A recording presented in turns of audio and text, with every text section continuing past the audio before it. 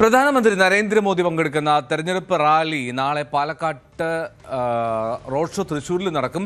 കോയമ്പത്തൂർ വിമാനത്താവളത്തിൽ നിന്ന് ഹെലികോപ്റ്റർ വഴി ഉച്ചയ്ക്ക് 2:30 പ്രധാനമന്ത്രി പാലക്കാടെത്തും. 2:45 സമ്മേളനം. 4:10 തൃശ്ശൂരിലെത്തുന്ന പ്രധാനമന്ത്രി റോഡ് ഷോയിൽ പങ്കെടുക്കും. അടുത്ത ഘട്ടമായി ഏപ്രിൽ 4 പാലായിലും തിരുവനന്തപുരത്തും മോദി പ്രചാരണത്തിന് എത്തുന്നുണ്ട്. പാലാ, പൂഞ്ഞാർ, കാഞ്ഞിരപ്പള്ളി, വൈക്കം മണ്ഡലങ്ങളുടെ തെരഞ്ഞെടുപ്പ് റാലിയാണ് പാലായിൽ നടക്കുക. അന്ന് തന്നെ തിരുവനന്തപുരം നഗരത്തിൽ പ്രധാനമന്ത്രിയുടെ റോഡ് ഷോയും നടക്കും. കേന്ദ്ര ആഭ്യന്തരമന്ത്രി അമിത്ഷാ 31 തിരുവനന്തപുരം ജില്ലയിൽ വിവിധ തെരഞ്ഞെടുപ്പ് പരിപാടികളിൽ പങ്കെടുക്കുന്നുണ്ട്. TG സജിത്ത് വിവരങ്ങൾ നൽകും. സജിത്ത്, കൊച്ചിയിൽ വന്നു പോയുള്ളൂ. അതിനു മുമ്പ് തിരുവനന്തപുരത്തുണ്ടായിരുന്നു. കേരളത്തിലുടനീളം സജീവമാകാൻ അല്ലെങ്കിൽ കേരളത്തിൽ കൃത്യമായിട്ട് വോട്ടുറപ്പിക്കാനുള്ള ശ്രമത്തിൽ പ്രധാനമന്ത്രി തന്നെ മുന്നിട്ടുണ്ട്. നരേന്ദ്രമോദി തന്നെ BJPക്ക് വേണ്ടി മുന്നിലുണ്ട് എന്നുള്ളതാണ് ബോധ്യപ്പെടുത്തുന്നത്. പാലക്കാട്, തൃശ്ശൂർ, പാലായിൽ, പൂഞ്ഞാറിൽ, കാഞ്ഞിരപ്പള്ളിയിൽ, വൈക്കത്ത് അങ്ങനെ നിരവധിയായിട്ടുള്ള മണ്ഡലങ്ങളിൽ വലിയ പ്രചാരണ പദ്ധതിയാണല്ലോ NDA ആസൂത്രണം ചെയ്യുന്നത്.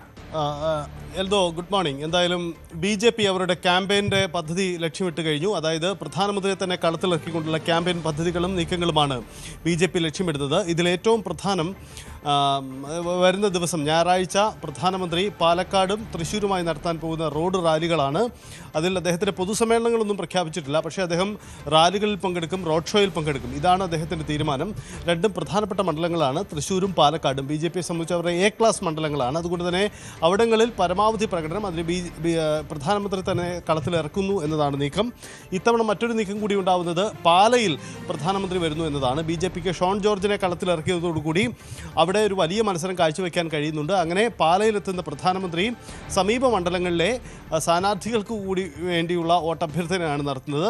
വരും ദിവസങ്ങളിൽ കേരളത്തിൻ്റെ മറ്റിടങ്ങളിലും പ്രധാനമന്ത്രിയുടെ സന്ദർശന പരിപാടികൾ നിശ്ചയിച്ചിട്ടുണ്ട്. അതായത് ഇപ്പോൾ വന്നു മടങ്ങുന്ന പ്രധാനമന്ത്രി വീണ്ടും കേരളത്തിലേക്ക് വരികയാണ്. അങ്ങനെ നരേന്ദ്രമോദിയെ ചൂണ്ടിക്കാട്ടിക്കൊണ്ടുള്ള വലിയ പ്രചരണ പരിപാടികൾ അമിത്ഷാ അടക്കമുള്ള മറ്റു കേന്ദ്ര നേതാക്കളും കേരളത്തിലെത്തുന്നുണ്ട്. ഇന്ന് സ്മൃതി ഇറാനി അടക്കമുള്ളവർ തിരുവനന്തപുരത്തുമുണ്ട്. അങ്ങനെ BJPയുടെ ക്യാമ്പ് ഏറ്റവും സജീവമായ നീക്കങ്ങളിലൊക്കെയാണ്. എന്തായാലും നരേന്ദ്രമോദിയെ കേന്ദ്രീകരിച്ചുള്ള പ്രചരണ തന്ത്രം തന്നെയാണ് കേരളത്തിലും നിയമസഭാ തെരഞ്ഞെടുപ്പിൽ BJP ലക്ഷ്യമിടുന്നത്.